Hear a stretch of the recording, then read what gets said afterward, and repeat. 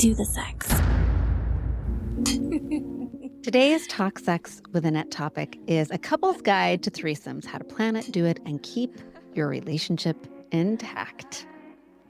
What if your biggest fantasy can actually bring you closer instead of blowing things up? Today, we are diving into one of the most talked about fantasies in relationships, the threesome. And not just how to plan one, we are going to talk about how to plan one and how to carry it out with confidence, communication, and connection. And I have the perfect guide for this conversation. My guest today is Ally Iseman, an ICF-certified relationship coach, a kink-aware educator, and an E&M consultant whose work has been featured in the New York Times. She's the founder of Passport to Pleasure, an inclusive relationship education platform, and the creator of Kavanos, a global series of luxury erotic events designed to teach what real consent and chemistry look like. I'm very curious about that. Together, we are breaking down the exact steps for couples to move from fantasy to follow through without jealousy, awkwardness, or shame, or blowing up their relationship. But before we dive in, I want to remind you all that I'm over on OnlyFans, and there I'm sharing my sex and intimacy how-tos, demos, and audio-guided self-pleasure meditations. I'm also offering some one-on-one sex and intimacy coaching. I'm giving you a taste, if you will. If you're not ready to dive in for the full meal deal, you can ask me one-off questions over there. I'm doing a lot of the same over on Substack. You can find me in both places with my handle at Talk Sex with Annette. You can also scroll down to the notes below, and you're going to find links to everywhere you want to find me. I'm excited to see you there. But for now, Ally, I would love for you to take a moment to tell my listeners a little bit more about you. Well, thank you so much. You did such a great job already. As you said, yes, certified relationship coach. I get called a modern relationship expert because I don't coach or speak from the perspective of couples as the only model. I have an inclusive relationship design style that I work in. So whether you want to, open up your relationship to other people or you just want to open up more authentically to each other, people come to me to work on opening up without breaking up. And that can look like exploring their first threesome. That can look like going to their first play party, which is a space I've been involved in personally and professionally since 2016. It's been quite an incredible journey for me, both getting certified as a relationship coach in this light and being, an erotic event producer and liaison and consultant. It was a personal journey that fruited into a professional one. I started exploring in 2016. I tried opening up what became my last monogamous relationship, and wouldn't you know it, it blew up in my face because I had none of the tools and skills needed to do so mindfully. So what I like to say is I've spent the last decade learning everything the hard way so you don't have to. And those are the tools and skills that my website, Passport to Pleasure, provides because we weren't given the tools and skills that we need to build the relationships that we want and deserve. And I want to make sure that everyone across the world has access to them.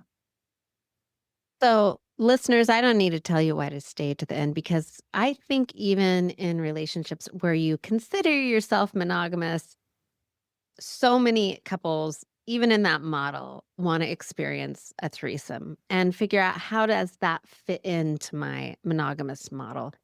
And if you don't have the tools and you just go stumbling into it, trying to find a friend to shove between you, you're running the risk of really blowing up what you've worked so hard to build. By the end of this podcast, you are going to have a full guide. I have done a how-to on planning before. We're still going to touch on that, but this is really going to fill out how to do this well. You've got two people here to guide you through it. And at the end, we'll give you the takeaways, as I always do. I'm excited. Let's jump in because threesomes, as all of my listeners know, it's kind of like one of my favorite things to talk about. It might be my kink a little bit too. So let's get ready to talk about threesomes and really great sex, right? Heck yeah. Well, I love you've touched on a few things right out the gate that are something I always like to stress in this conversation. That go with the flow mentality, right? Like, oh, it'll just happen like organically, right? Going with the flow is a great way to drown. So there is a reason we get swimming lessons. It's okay to do some prep work and really understand why we're getting into this. And to your point as well about, whether you're monogamous, polyamorous, somewhere in between, whatever stage of exploration you're at, the framework I coach from is if you're in a couple, you're already in a threesome. There's you, there's your partner, and there's the relationship. So understanding more about multi-partner dynamics, whether it's sexual, emotional, or both, will only support your relationship, whatever type of relationship you're in. All right. I love that. I'm going to touch on that. Cheers. Let's talk about threesomes. Cheers. First of all, you said something important. You said there's a threesome, because the relationship involves your relationship with yourself, the other person, you guys together. I always say that your most important lover, partner, your primary partner should always be yourself. Well, you Uh, are your only life partner, actual life partner for life. Absolutely true. And we never start focusing on that with focusing on that relationship. So that's really important. And I'm so glad that you hit on that, because going into any threesome, in my opinion, and I want your opinion more importantly, you got to really know yourself and your relationship, what you can handle, as well as what your relationship can handle. Exactly. Absolutely. And I think it's also important to acknowledge when we talk about threesomes, it's so common that we're talking about a couple looking to bring a third person in. But a threesome is an experience for three people. It could be three friends, three single people. We also need to talk about the perspective of if it is a third person coming in to play and interact with a couple, what that experience is. So, couples listening to this, it's not just you. And that's going to be a point that we drill into down the road. But I am also curious about, why do so many couples fantasize about threesomes, but so few are able to pull them off? Well, think about it. Gosh, we could spend the entire episode just talking about the psychology and the social economics around that. But we, conflate socially our emotional and our sexual experience. Love is sex is commitment. Those are not actually synonyms. So there's a lot of guilt that can be associated with, oh, I'm wanting to explore someone else. That must mean because love is a zero-sum game and therefore attraction is a zero-sum game that I must love my partner less or be less attracted to them, when that's actually biochemically not how it works, psychologically not how it works, but it's the story we're told, right? So there's so many layers of psychology that come through that as well. And then when you're in that, in that shame spiral, let's say you still broach the topic, but you're carrying all that story with you. It can feel a lot easier to just kind of run and jump. Okay, we talked about it. Let's go and do it. Instead of actually sitting with the discomfort, what do we need to unpack here to really have a successful experience that's additive to our relationship? Make sure we're not avoiding something. Are we actually saying yes and to what we already have? A lot of couples want this. First of all, I think that's Number helpful one to know. reported fantasy. Right. So it's helpful to know if your partner comes to you or you start having thoughts about it and you start to go into shame spiral, don't. Everybody wants it. But now in this process, let's say the couple has verbalized to each other, oh, yeah, we're fantasizing about this. What comes next? What should they start thinking about next? Yeah. Well, first and foremost, most likely, not necessarily, but most likely both of you won't be exactly equal, excited, the same amount, ready to go. That's actually okay.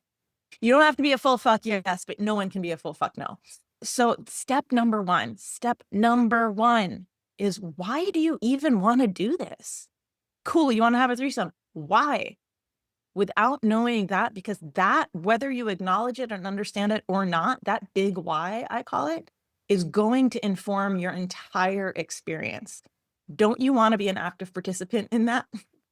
Don't you kind of want to understand what's fueling this desire, what you're hoping to get out of it, setting up expectations? You're going to want to figure out that why, both individually and together again, because if you're in a couple, you're already in a threesome. What's the why for your relationship? Are you looking to deepen something in the relationship? Are you looking to explore something within yourself, fulfill a fantasy? What is that why? Where does that come from? It's not as like heavy lifting as you think. I actually have like a free tool that I created for folks to explore that, whether you want to open up to explore consensual non-monogamy, or you're just looking to, again, go to play parties, or you're just looking to try a threesome. Understanding your big why is step number one. And we can share that link, I'm sure, in the show notes as well. Yeah, Uh, because yeah. when you brought that up, the first thing I thought, and look, guys, I know that I help y'all facilitate conversations, but when I'm in my own situation, I'm like, eek. If Yep. I were to bring that Girl. to a partner, I would, and they were to say, okay, why do you want to do this? I'd be like, I don't know. I think it's kind of sexy. I know that that's what I would do. I Yep. know that I would like clam up and I'd give some dumbass answer. And not that it's dumbass, but it would feel dumb. Like I feel like I should have a more, as the person who does what I do, that it should be easier for me to answer.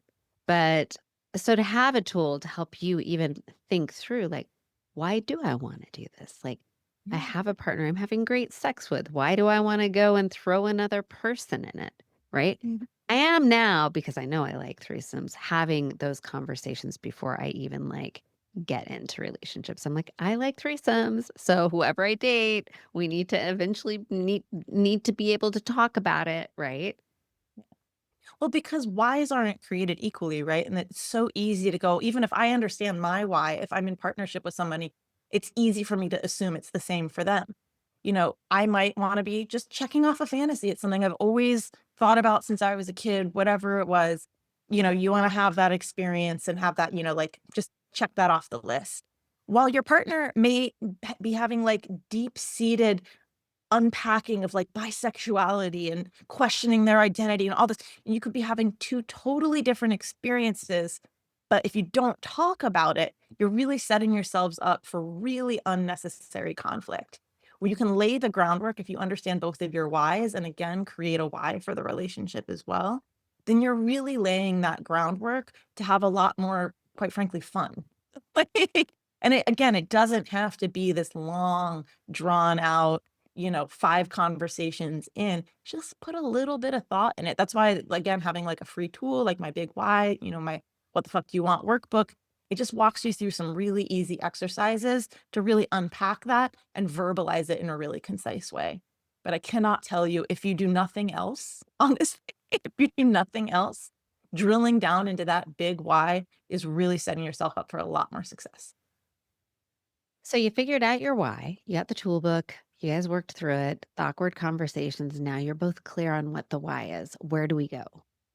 Let's talk about our dibs, our desires, intentions, and boundaries. This is really, really fun because this can help you build your yes, no, maybe list. What are some things we want to kind of experience during this? What kind of person are we looking for if we're a couple looking for a third person? Really having these conversations, think of it like foreplay. Think of it like the tease. You really get to go into fantasy land here when you're building, the scene, basically. So the yes, no, maybe list is pretty self-explanatory. What are the things I'm definitely down for? What are the things I'm like not so sure about? We can kind of use a red, yellow, green, traffic light system in the scene to see if we're ready to go there. And what's definitely not on the table. That's super, super important. You don't wanna be renegotiating the scene in the middle of it, but the maybes are a nice little piece of like, "I'm willing to try it out, not guaranteeing it's gonna be a full green light, but let's try and see how it feels." Having your dibs, your desires, your intentions, and your boundaries really clear enables you to share that with the third person that you're inviting because fun fact, this is not actually just a walking sex toy. This is a whole ass human being who's gonna have their own big why and their own dibs and their own things that they're looking to experience. So getting collaborative about it, making sure again, you're really co-creating this experience is just that's the juicy stuff. These aren't chores. This is the foreplay. This is the flirtation. So you've got your big why, you've talked about your dibs, you're ready to go. Maybe you've put together that yes, no, maybe list. It's time to look for someone to meet. All right, let's talk about that because that's a whole thing. That's a big one. How do you suggest looking for that person? And most importantly, Who should absolutely not be someone you go Oh, yeah. to bring into a threesome scenario? Let's bust my favorite myth, big myth. Let's just talk to our friend because we already know them. We have rapport, like super easy, right? So many versions of wrong.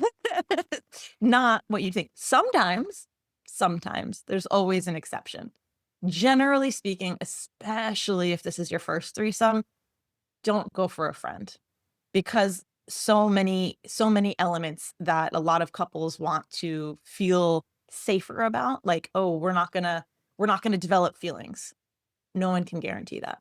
You are having physical experiences that create chemical reactions in the body known as emotions. It's perfectly normal to have feelings come up. So if you're playing with somebody who you already have an emotional relationship with, a close friend, it's only natural that those feelings may elevate. And then you're adding layers of unnecessary potential confusion. This might be their first threesome too. It's gonna impact the relationship. So especially when you're early on in this exploration, keep it outside of the friend circle. Keep it outside of your professional circle as well. No one at work it needs to be involved in that part of your relationship right now. And it can also feel daunting to think like, so you're saying go meet like a stranger and we're gonna bring them into the most like intimate part of our relationship? Yeah, you're dating. You're basically starting to date as a couple if you're looking to bring somebody into that intimate connection that you have. But I'm not saying go to the local coffee shop, pick somebody up at a bar, whatever, especially again when you're just starting, when this is your first or one of your first. Look for apps that are specific to, non-monogamy, kink, people that are already looking for what could be considered non-mainstream, sexual, emotional, relational experiences. You're going to find people who are actively looking to play with a couple. There's a term unicorn that you might hear.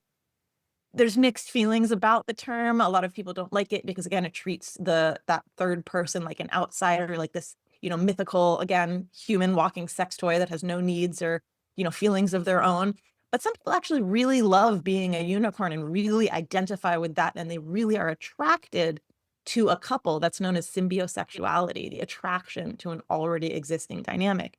So those unicorns are out there, but make sure that you're a unicorn couple as well, that you're the couple that is really ready to welcome them in, that is curious about what they want to do, what they want to experience, that you're adding to their experience just as much as they're adding to yours. So those apps are a great way, going to, in-person events, munches, which are, generally in the kink space are a non-play social. If you are going to play parties, say you've been going to play parties as a couple, you only play with each other, or you don't play at the event, that can be a place to meet people. I wouldn't necessarily start playing right away at a party. I would make a date. And then this is my major, major pro tip. If you have found someone that you're interested in, that you're both interested in, setting up a pregame chat. Get coffee, a non-sexual environment. The first in-person meeting is not going to be sexual. There's not going to be any play. You're just getting together in 3D, ideally. If it has to be a video call, it has to be a video call, but ideally in 3D in person. And it's a vibe check. How do we each feel around each other? What does it literally feel like to be in close proximity to each other? Does it feel good? Is it exciting? Do we want to flirt? Do we innately want to take this forward? And use that as an opportunity to really talk about everything that we've touched on. What are your dibs as a couple? What are their dibs? Where's the overlap? Where's the disconnect? Are you interested in the same things? Is the conversation flowing easily? Does everyone feel open? And sometimes in a couple, not both partners are going to feel attracted to or connected to a person in the same way. And that's really important to find out before you're all trying to take your clothes off. Absolutely. How do you feel about hiring someone, finding an escort or something like that for a first time? Yeah. Especially if you are really like just not wanting to worry about any emotional entanglements. This is really just to serve our fantasy as a couple, or our experience, I actually recommend working with a professional because they are professionally able to hold that boundary. It's really not fair to ask a civilian, if you will, to do that. Even if you've had the conversation, and I've worked with couples who, we had the conversation, they said they were okay with it, and then down the line and da, da, da. Yes, because they're people too. And boundaries established by a professional dynamic create a space that is just not going to be there if you're not working with a professional. Right. And that's as safe as you can get, right? If you don't want the emotional messiness. And again, one of the things you keep reiterating that I need people to hear is that you are bringing a whole person into your relationship and you don't know all of their stuff. You're not going through the courting phase that you did with each other, and you have to allow for them to be on their own journey as well. And I have heard couples all of it, and I've been in relationships where someone's been like, "Well, can't we just find someone who just wants to be a sex toy?" And I'm like, "Yeah, no. First of all, I think that feels icky to me. Second of all, it never works out that way. Even if, and there are people who will say They're all either people who I'm want that. yeah, Yeah. who else? And I don't think this is synonymous with being a unicorn, but there are people who are like, yeah, I think it's my kink to kind of be the sex toy that comes into a relationship. I'm saying you're still not counting on that person continuing to feel that way. But when you are working with a professional, there's professional boundaries put upon it, right?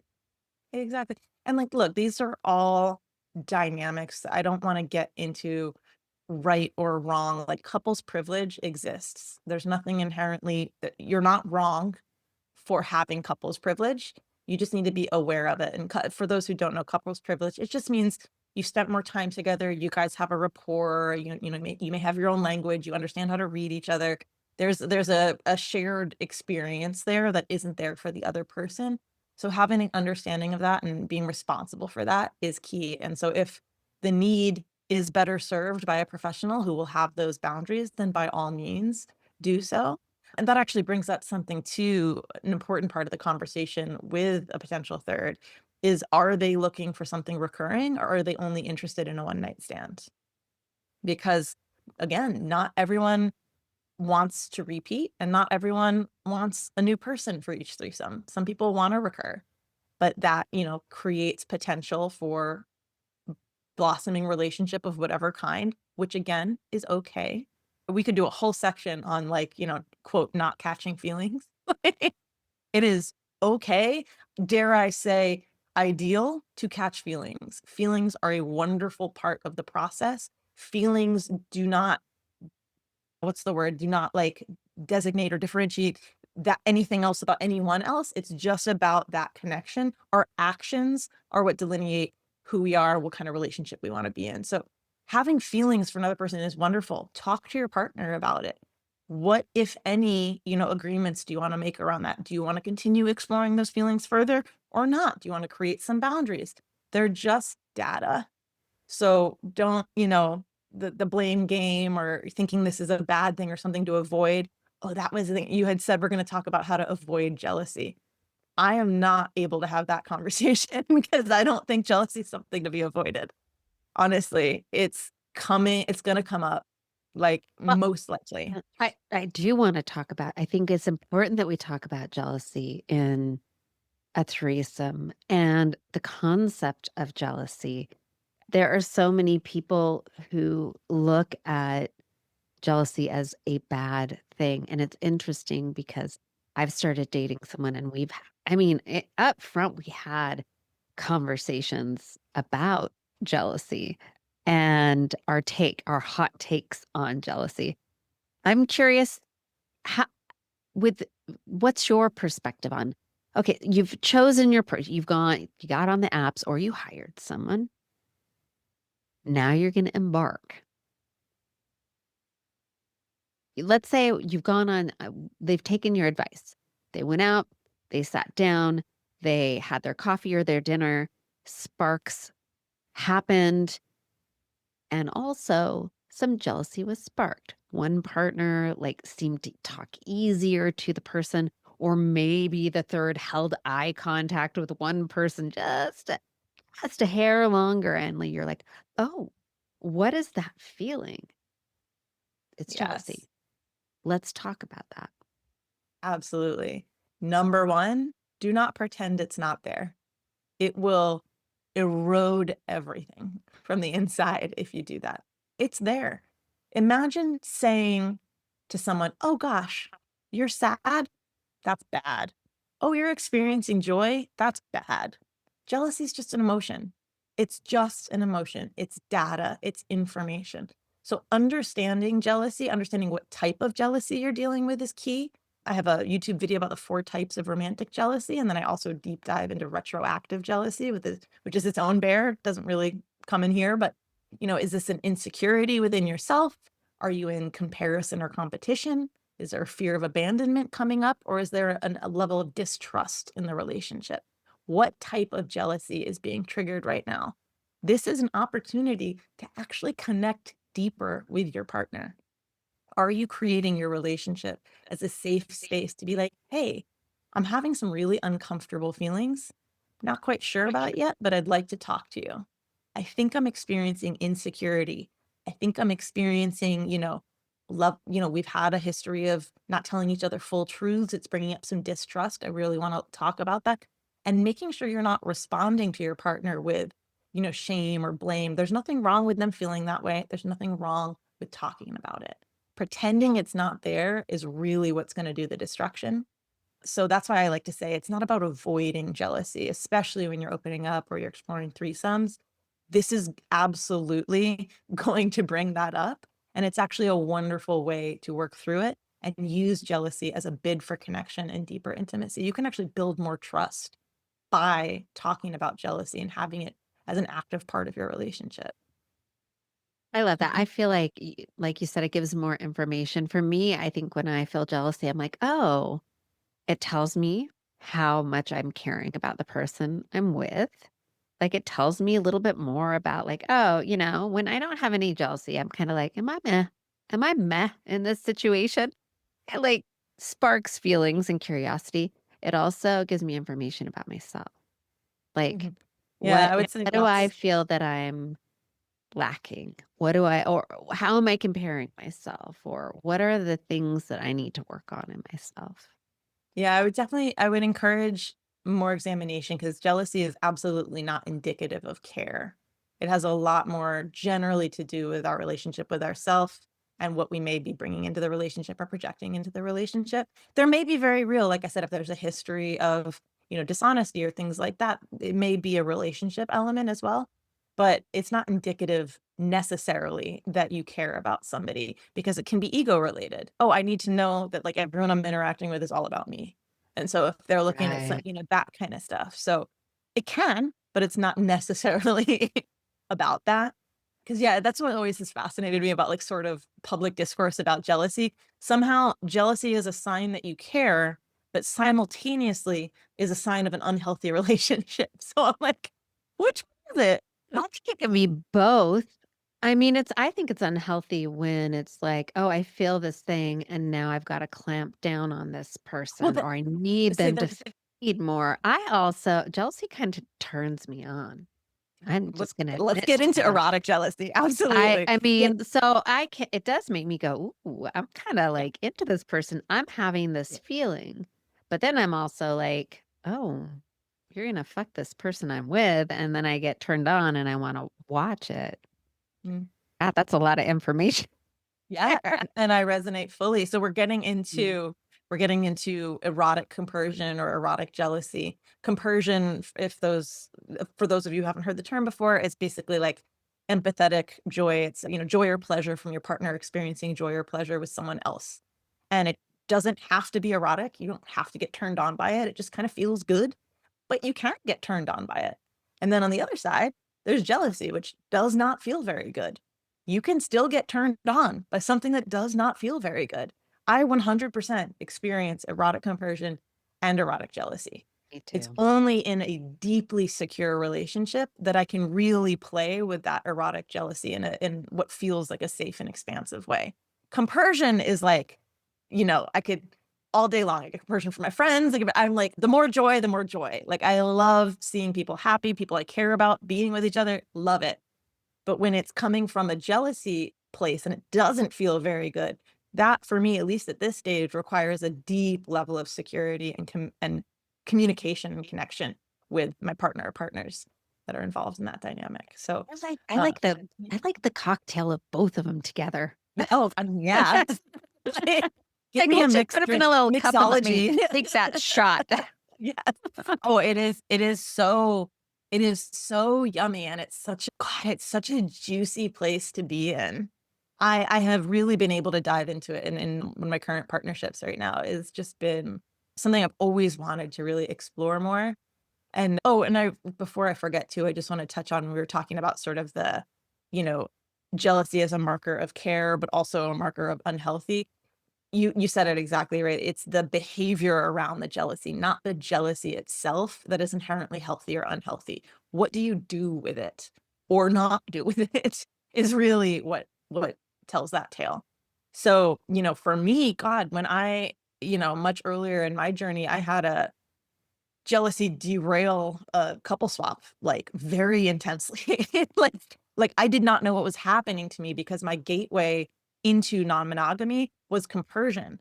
I had never experienced jealousy before in what had up to that point been monogamous relationships. I always got really For me, it was erotic compersion. I got really turned on by thinking about my partners, being with somebody else or us being in a threesome or stuff like that felt really yummy. And so I thought that's what jealousy was, and I was like, "I don't understand, why jealousy's got such a bad rap. It feels great. Like, it's hot. Like, this is the best."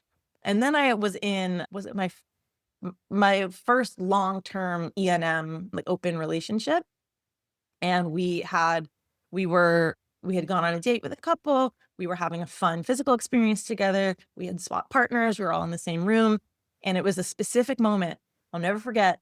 I looked over and she was doing something with him that I'm not physically capable of doing, and I know he really, really likes, and my whole body just shut down. It was like tunnel vision, sound left the room. Like, I had never experienced this in my life. It was actually my first experience of jealousy, and I completely shut down, and I shut down the date with it. I didn't know how to talk about it. I couldn't even look at my partner. I was I had gone completely internalized, and that's what it can look like when you don't have the tools. And so it makes perfect sense. People want to avoid that. Feels terrible, can ruin an experience, could ruin a relationship, but it's not the jealousy that does that. It's not having the language around it. It's not understanding what it really is. I now know I was in comparison. I was feeling an insecurity. This is something I can talk to my partner about and give him the opportunity to show up for me, to comfort me, to reassure me. But instead, I put up this giant wall, and it really impacted both of us. Yeah. I can recall a time I was in a threesome, and it was one of the few times I'm not into, like, I'm queer. So if there's gonna be another woman in the room and I have a male partner, I'm like, like, I wanna be in on it, you know? And so typically I have not preferred swap situations just because, like, I'm like, the more the merrier, right? All together in a little pile. But we did a swap, and jealousy was happening on different levels that wasn't being communicated about. Mm. He was jealous, just he was just jealous. And then I was with a partner, and he used an endearing term that belonged to Oof, just yeah, that's us a big one. with her, just to jab me a little. And I Oh, wasn't on in I purpose. mean, Oh, in postmortem, oh, when it was like, you said this thing and that, like, you know, he kind of admitted that, oh. that was the and it is an interesting experience because usually by the time I'm into group play, even if I get sparks of jealousy, I can eroticize it and be Mhm, like, "Oh, yeah, all right, well, let's get wet with that one," and then mhm. deal with it later. But in Yeah, that, same.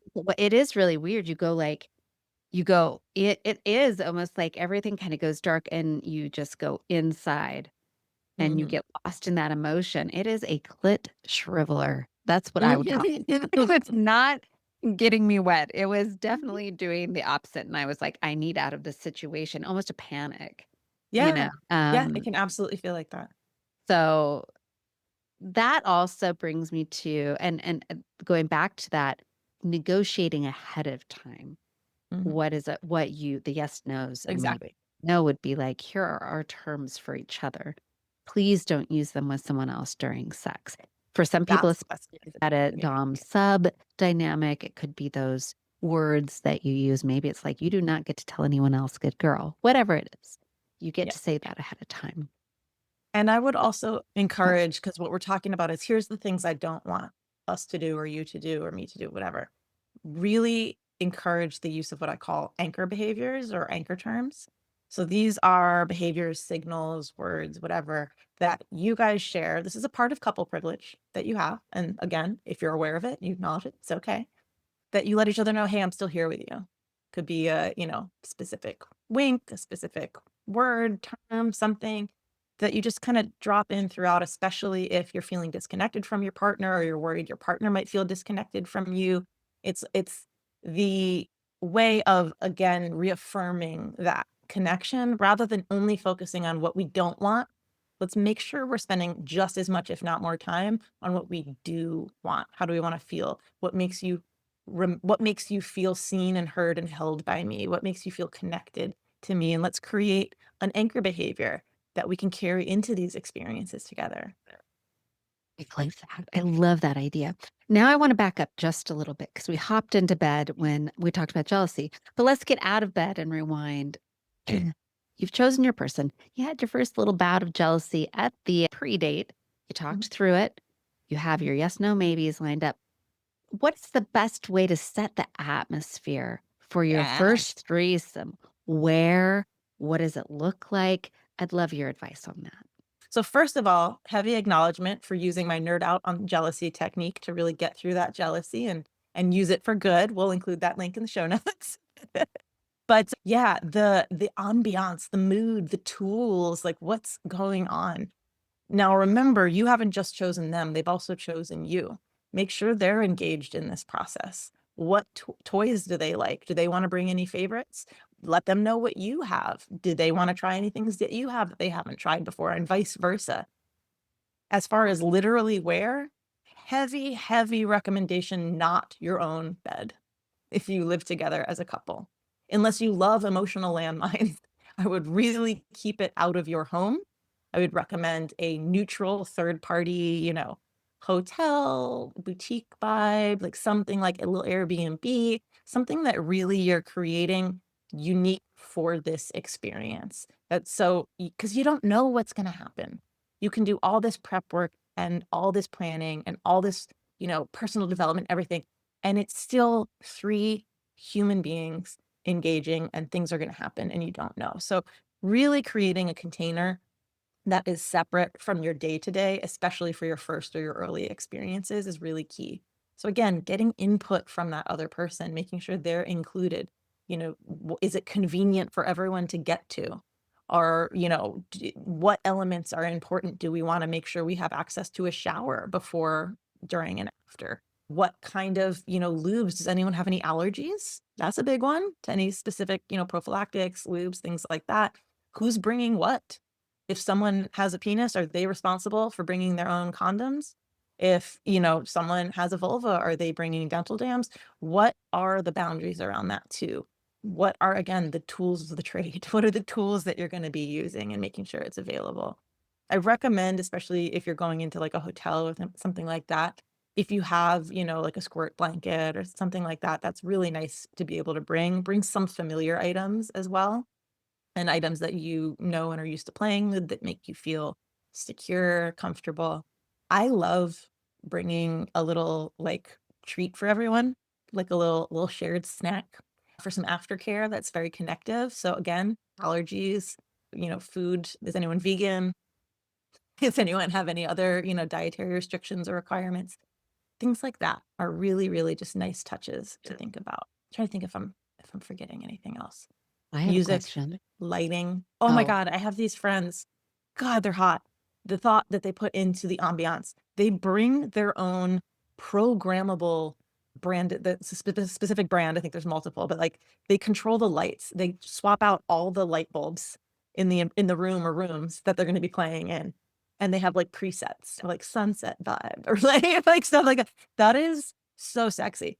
A well-placed red lace something over a lampshade also works, but like that level of attention to detail, like really have fun with it. Create an experience that is sensual, meaning that it's going to engage all of your senses, and again, on neutral territory is the key. I love that. Scent, candles, for me, Yes, scent, lighting music. yes, Definitely yes. sound, some sort of music, right? I love Here's a question. You brought up snacks. Did you hear my stomach growl over that? That was really loud. Uh, alcohol.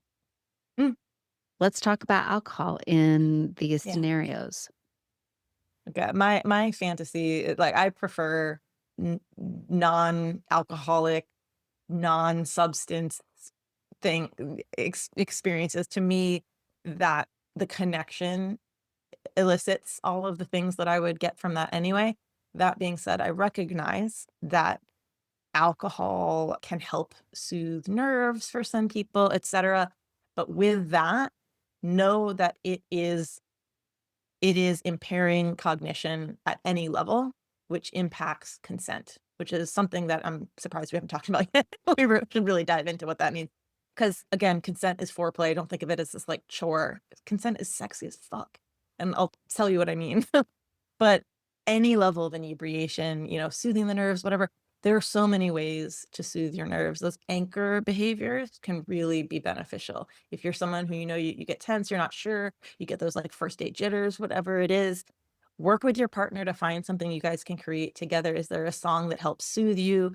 Is there a tea that helps? Something like that. Ideally, to not utilize alcohol or other substances that affect your cognition.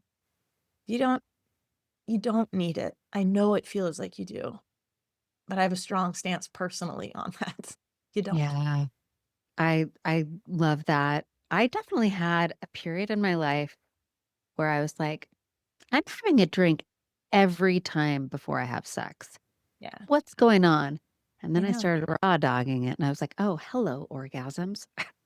Like, alcohol can kill the pleasure your body can feel. But I also think, again, as you said, there comes a point where when I've been with people and I'm like, I don't think you can truly consent to intimacy right now. And I don't ever want to take chances on that line where someone's like, we did what? Oh God, can you imagine? So I didn't start with consent and I think sort of with our yes, no, maybe some things are built into it, but let's really look at consent right now, right? Even though Mhm. we're already the atmosphere is set Yeah. because Well, but that's no, where we it's are. great. We need It's the atmosphere. consent is a part of the whole process. You don't just like talk about consent beforehand and then you're good. Like consent is a thread throughout the entire process, including the debrief afterwards. So it's not a one and done. It's an ongoing conversation, just like your relationship. It's not like you like label your relationship like, oh, we're married, cool, we're done. Like, no, this is an ongoing conversation that you're having together for ideally the rest of your lives. And consent is an incredible aphrodisiac if you really understand it for what it is. I like to use the example like, we think of consent like, okay, I want to do this thing. Can I do this thing? I want to kiss you. Can I kiss you? Like it's a permission slip. It's not a permission slip. It's an invitation. Hey, I'd really love to kiss you. I'm just letting you know what I'm interested in. What are you interested in? That opens it up, so it's not this, like, yes, no, I'm boxed into, like, satisfying your need or, like, shutting you down. You've just told me what you're interested in. Great, I have that information. Thank you. What do I need? Oh, wow, this is an open conversation. This is an invitation to share. And then you can take it to that next step. Don't just let me know you wanna kiss me. How do you wanna kiss me? Where do you wanna kiss me? Now we're getting into informed consent. Now we're becoming storytellers in our sensual experience. I would love to gracefully just drag my lips across the edge of your neck down to your shoulder. What are you interested in? Like This is a totally different level of communication. This is how we start employing consent as a part of the experience. And again, framing it as an invitation rather than a permission slip. Because if it's a permission slip, then yeah, everyone's like, I'm trying to get something from you. If I don't get it, I'm gonna be like frustrated and disappointed.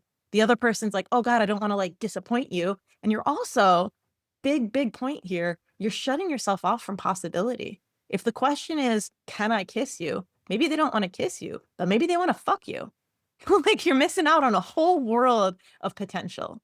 So just letting the other person know what you're interested in and then inviting them to share with you what they're interested in, that's a modern consent conversation.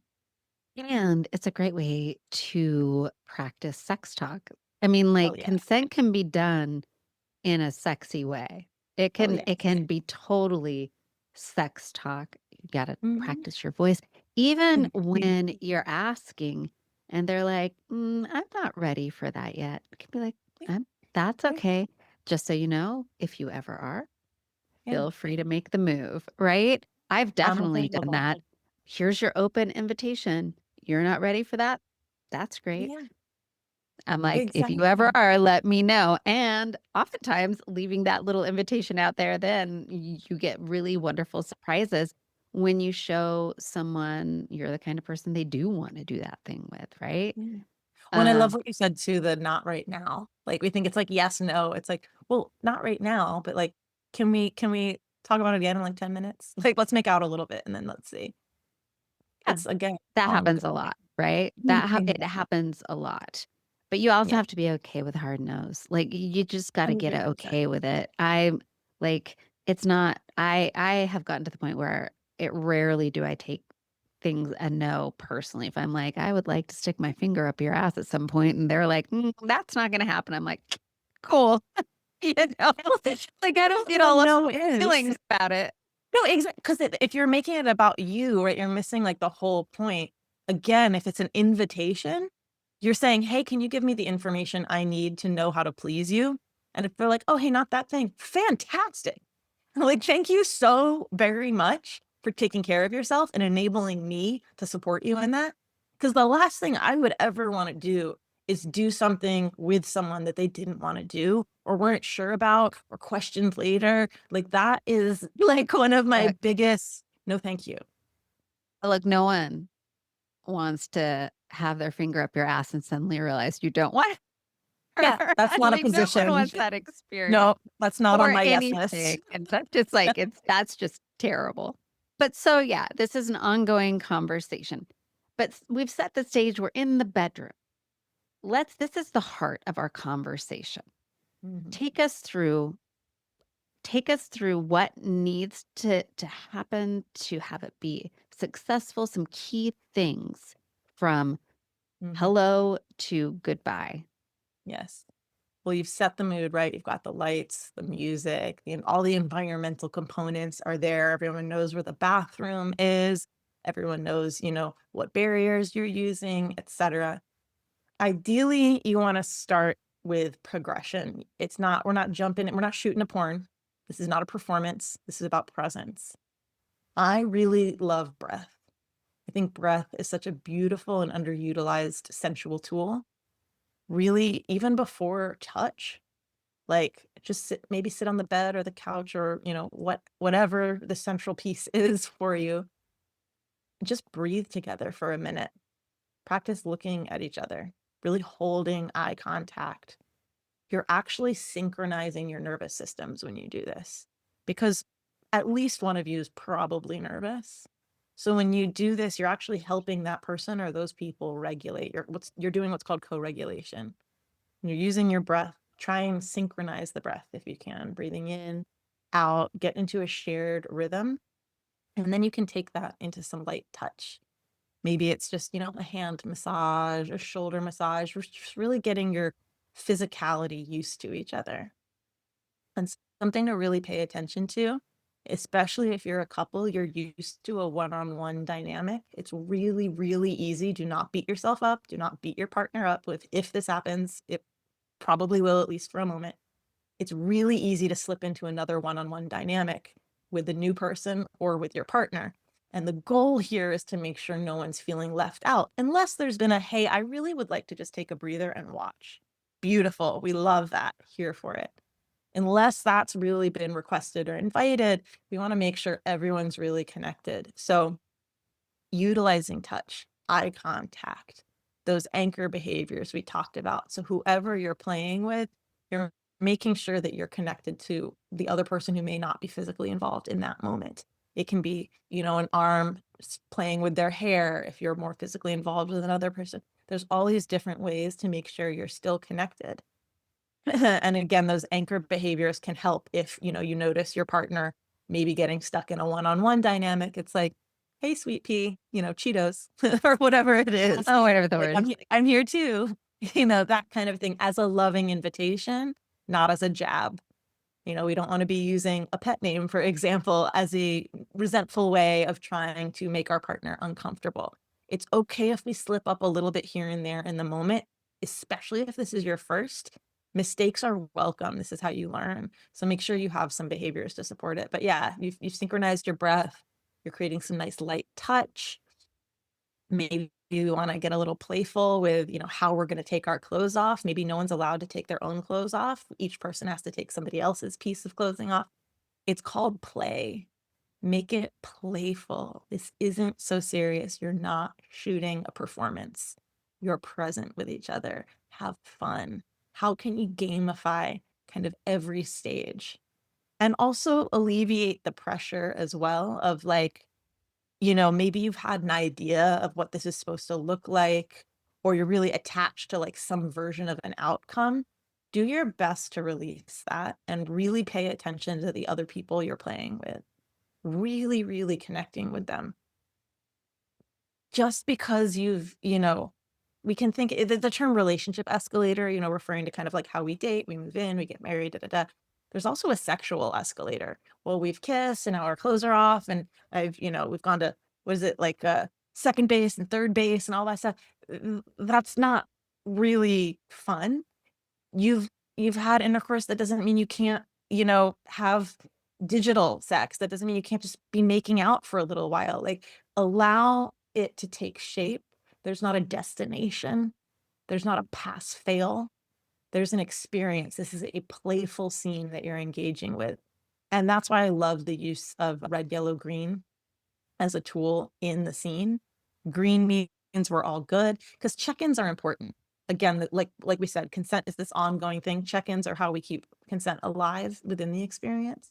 And it doesn't mean pause, how's everyone doing? Circle up. Like, that's not what I'm talking about. It's not a mood killer. It's just a nice, well-placed, like, does that feel good? Is this okay? Would you like me to keep doing that? How are you feeling? Just really nice. Again, like you said, practice your voice, like nice, light. And the person can be like, oh yeah, green light, we're full on. Can be, yellow. Let's just like kind of ease off for a little minute. Doesn't mean like stop. Like, let's keep making out, but maybe we don't progress anywhere. We don't get, faster or more. We're just kind of chilling in this space right now. Or it can be red. You know what? Actually, I need a minute. I need a minute. It may just be me. I'm going to take a minute. You guys keep going. Or it may like, can we just pause and kind of like circle up with our breathing again? And just like, I'm feeling a little disconnected. Can we all come together again? Use those tools. Because again, it's not this, step, step, step. All of these tools are applicable at any point during the scene. There you go, guys. That's great advice. And keep it simple. Play. I'm sure you have a threesome and you're like, I want to see this position and this position and this person doing this and this person. Like, the first time, it's really just kind of getting to know each other. And then afterwards, if you've decided you're going to do it again and again, you can start knocking off your bucket list, right? Yeah. As a group talking about like, Yeah. I want this experience. Are you guys into it? But this is your first yoga class is breathing. You're not doing a headstand. right. Exactly. Exactly. All right. And so now you're done. You've all had fun. I love to do a highs and lows. Like, not, I love to be like, what was the thing that you really enjoyed best about that? And then everybody gets like a moment to talk about it. And then it's like, what was strange for you, or what felt awkward that we could do differently next time? Yeah. And there's two stages to this, right? So 100%, I love like an aftercare debrief. Doesn't mean you have to like jump right into it. Like, okay, Like, everyone feels complete, like, let's talk about it. Like, again, we brought snacks, like, let's, we want a massage, whatever it is, we're chilling, we got some make sure everyone's drinking water, big key component, lots and lots of water. And that debrief, yes, when all 3 of you are still together, so wonderful. That's phase 1 of the debrief. If you're a couple, you're still gonna wanna do a debrief, just the 2 of you afterwards. And then stage 3 of the 3-part process, because again, everything's better in threes. You're gonna wanna circle back, communicate to the 3rd person, like, "Hey, is it okay if we check in with you in, like, a week? Does that feel good?" Or, "This weekend," or whatever it is. Make sure they're cool with that. So you do your debrief as a couple after you've done the 3-person debrief. And then you talk to that 3rd person. Hey, is there anything that maybe came up for you afterwards, or we want to share us? Would you like to see us again? We'd love to see you again. Stuff like that will be really nice after there's a little bit of space, if it's a couple and a 3rd person. I love that. And then everything feels good. It feels like, okay, everyone's done their check-in. Even if you're not going to see each other again, you know that you haven't left someone walking around out there carrying some baggage, right? So if Yeah. you run into them or whatever, everything's everything's cool. And that is such a respectful way to go about doing your first threesome. I feel like we've done a good job covering this topic. Heck yeah. It's gonna be so much more fulfilling than if you're just gonna try and go with the flow and magic happens and, like, maybe, but most likely you're gonna be chasing the dragon. This is the dragon. It has 3 Yes. steps: preparation, scene, and post wrap-up aftercare. Super important. Well, we are at that point now for my listeners who have now listened. You're like ferociously taking notes. Can you give them their takeaways for this episode? They're going to listen, they're going to go to their partner, maybe share this with their partner. What are some things they can start doing right now to make those beginning steps towards their dream threesome? Yes. So remember, everything's better in threes. So this is that 3-part process, phase 1. You're going to go to the link in the show notes. And so get that free tool that I've got to help you understand your big why. Step number 1, big why. If you do nothing else, understand that for yourself and for your relationship. And you're going to explore your dibs, your desires, your intentions, and your boundaries. Maybe you create a yes, no, maybe list.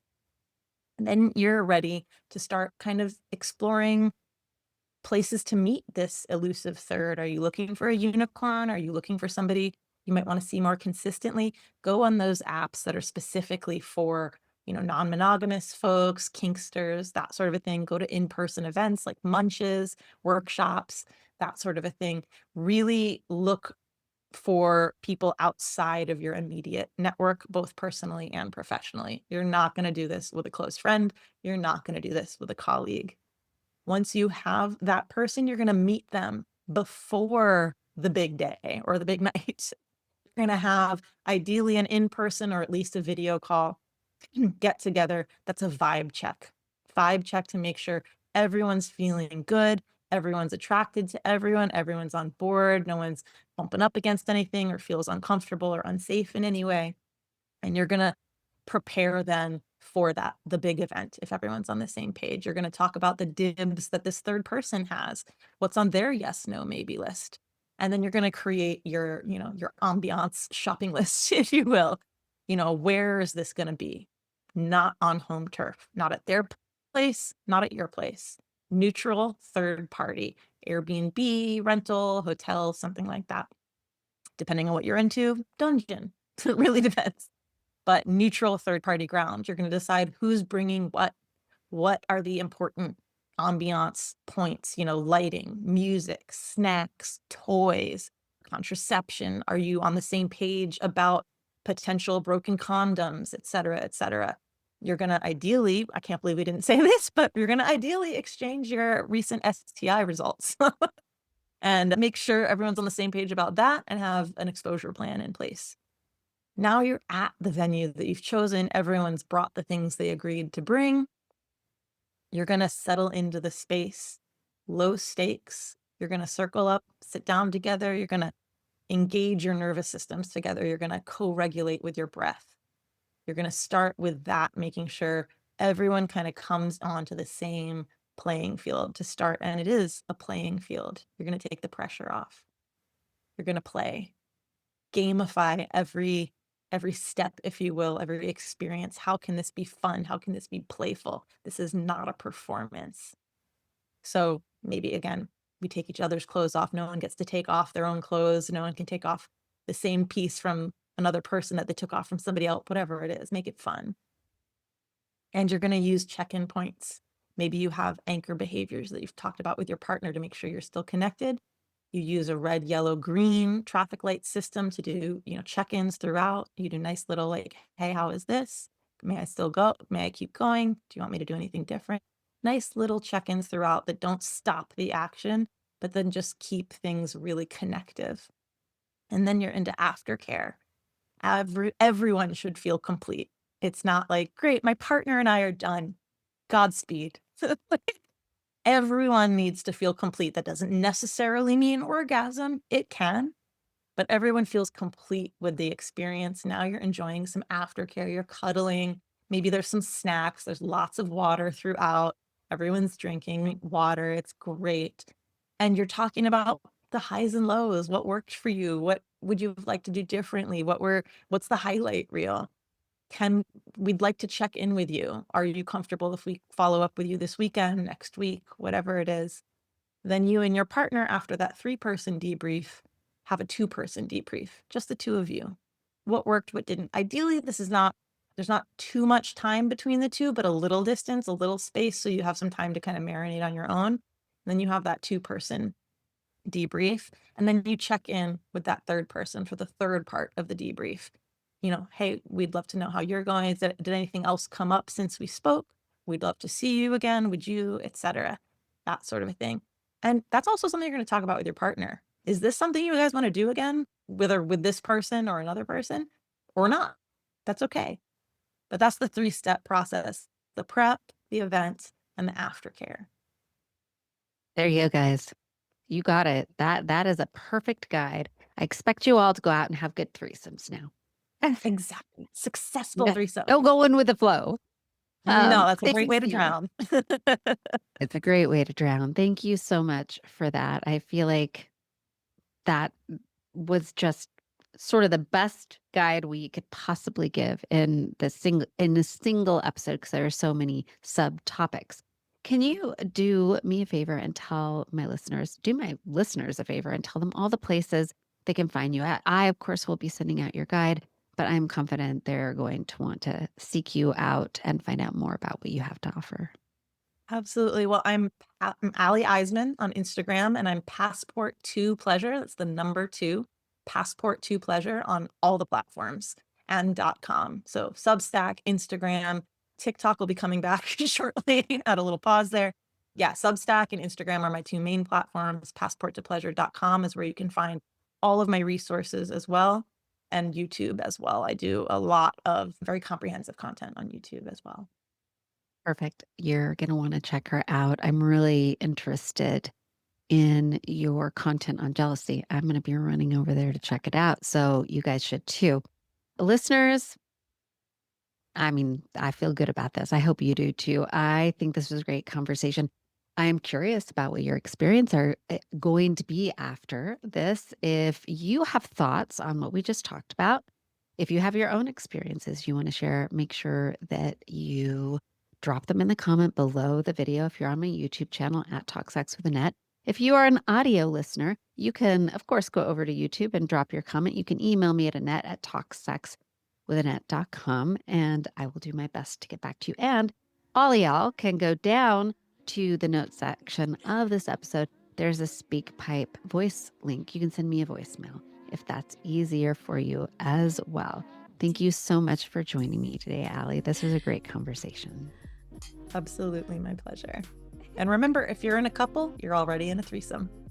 Already in a threesome. I agree. So you're looking for a foursome. Until next time, listeners, I'll see you in the locker room. Cheers. Cheers. Ring loop.